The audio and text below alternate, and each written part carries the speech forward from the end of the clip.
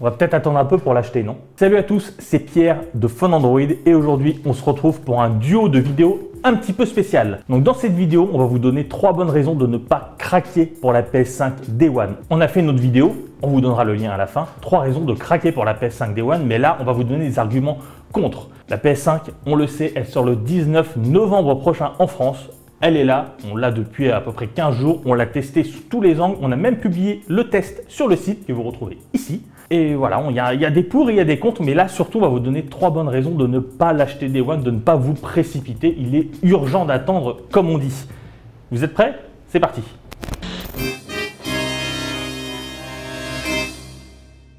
La première raison de ne pas l'acheter, vous l'aurez deviné, c'est parce qu'elle est énorme.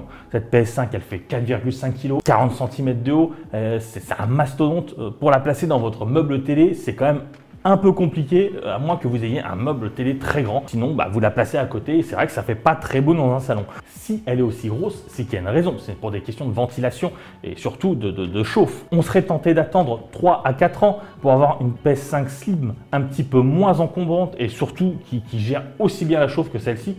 Ou alors, pourquoi pas, une PS5 Pro. Sony peut refaire le même schéma qu'il avait fait avec la PS4 et nous offrir une PS5 un petit peu plus puissante parce que sur cette PS5, elle est certes très bien à l'affiche du jeu en 4K 60 fps, mais par exemple, si vous activez le ray tracing, vous êtes bloqué à 30 fps. C'est le cas sur Miles Morales Spider-Man. Vous ne pouvez pas avoir les deux. Sur la PS5 Pro, qui sait, peut-être qu'on aura tout à la fois. Ça serait vraiment plaisant. On ne sait pas ce que l'avenir nous réserve. Et peut-être, voilà, si vous voulez vraiment avoir le top du top et que vous n'êtes pas pressé d'avoir une console, attendez quelques années. Vous aurez la PS5 Pro. Vous pourrez rejouer à tous les jeux qui sont sortis d'ici là. Et surtout, vous aurez des titres vraiment beaux avec peut-être du ray tracing activé en 60 fps. On ne demande que ça.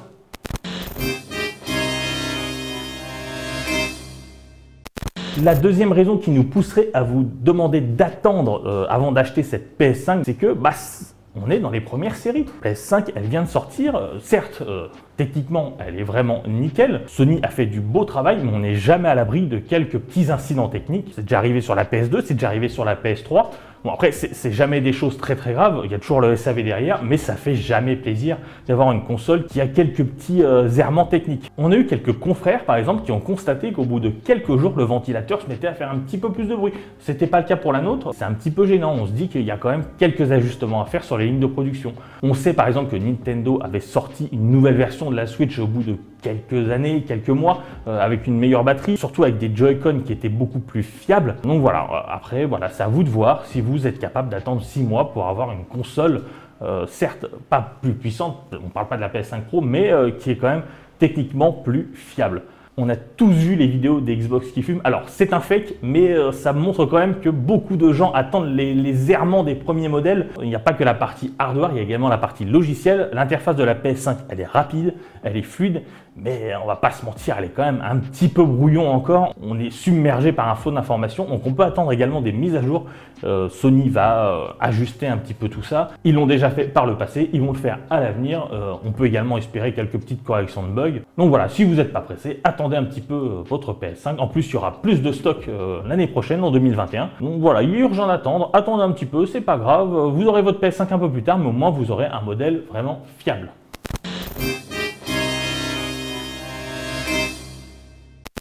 Enfin, le dernier point important qui nous pousserait à vous inciter à ne pas acheter de PS5 Day One, c'est bien entendu le manque de jeux. Certes, il y a des jeux exclus sur PS5, mais par exemple Spider-Man. Spider-Man, il sera également sur PS4. Vous pouvez en profiter sur votre vieille console. Bon, vous n'aurez pas le ray tracing, vous n'aurez peut-être pas le 60 fps, mais au moins vous aurez le jeu. Pareil pour Horizon 2, le jeu sortira également sur PS4. Alors qu'est-ce qu'on a comme jeu exclusif sur PS5? On a Sackboy Adventures, un jeu de plateforme un peu sage mais parfait pour les enfants. Et on a également Demon's Souls. Alors certes, c'est une vraie claque technique, certes, c'est une vraie exclue PS5, mais si vous n'êtes pas du tout habitué à ce genre de jeu, si vous n'avez jamais fait un Souls de votre vie, ça va pas être de la tarte. Vous allez rôter du sang parce que c'est vraiment un jeu extrêmement difficile. C'est pas un jeu auquel vous allez vous détendre, vous poser le soir devant votre PS5 et vous amuser devant Demon's Souls. Il y a d'autres jeux exclus qui vont forcément arriver, mais tous les gros jeux de Sony et tous les gros jeux d'éditeurs tiers qui vont sortir dans les mois prochains, par exemple à Cyberpunk ou même Assassin's Creed qui vient par exemple de sortir.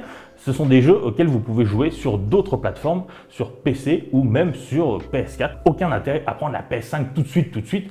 Les gros jeux vont arriver, hein, vous en faites pas. On aura du God of War, on aura du Final Fantasy XVI, mais pour l'instant, il n'y a pas vraiment d'intérêt à se ruer sur la PS5.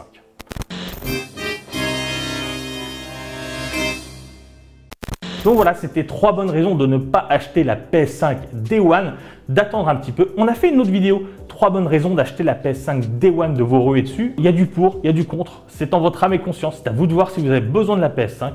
Donnez-nous vos arguments dans les commentaires, posez-nous des questions si vous en avez, on vous répondra. Et bien entendu, abonnez-vous à la chaîne et n'oubliez pas d'activer la petite cloche. Sur ce, ciao!